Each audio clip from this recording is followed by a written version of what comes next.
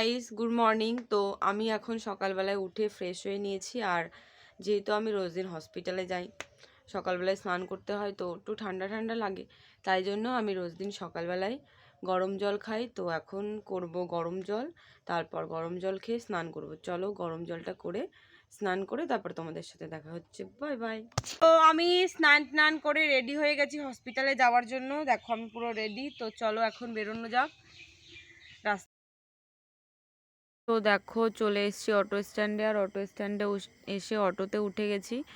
যেহেতু আমাদের এই দিকটাতে গ্রামের দিক, তো গ্রামের দিকে প্রচুর গাড়ি ঘোড়া কম চলে, আর আমাদের এইদিকে একটা টাইমেই অটো চলে, তাই জন্য প্রচুর অটোতে ভিড় থাকে।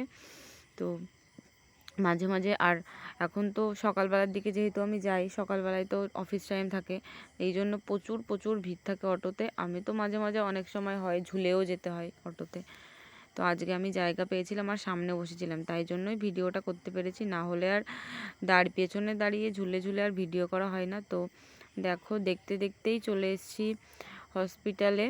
এটা হচ্ছে আমাদের ল্যাব। এখন ল্যাবে কেউ নেই, সবাই ওয়ার্ডে গেছে ব্লাড কালেকশনের জন্য। দেখো আজকে ওয়ার্ডে প্রচুর ভিড় ছিল, কারণ এখন যেহেতু ওয়েদার চেঞ্জ হচ্ছে, বাচ্চা বড় সবার জ্বর ঠান্ডা কাশি, তারপরে তো ডেঙ্গু আছেই, এই জন্য প্রচুর ভিড়। দেখো মানে লোক, কত লোক, দাঁড়ানোর জায়গা নেই। আর বাচ্চারা যখন ব্লাড দিতে আসে তখন যা করে, বাচ্চাদের তো ব্লাড দিতে আসলেই যত প্রবলেম।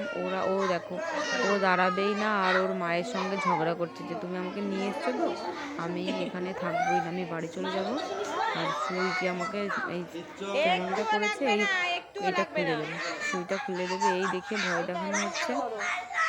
তারপর তো দাদা একটু ভয় দেখালো যে দেখ, যদি চুপচাপ না দাঁড়াস আর ব্লাড না দিস তাহলে পুলিশ আসবে। তারপর অনেক কষ্ট করে নেওয়া হলো। তো তোমাদের যদি ভালো লাগে অবশ্যই সাবস্ক্রাইব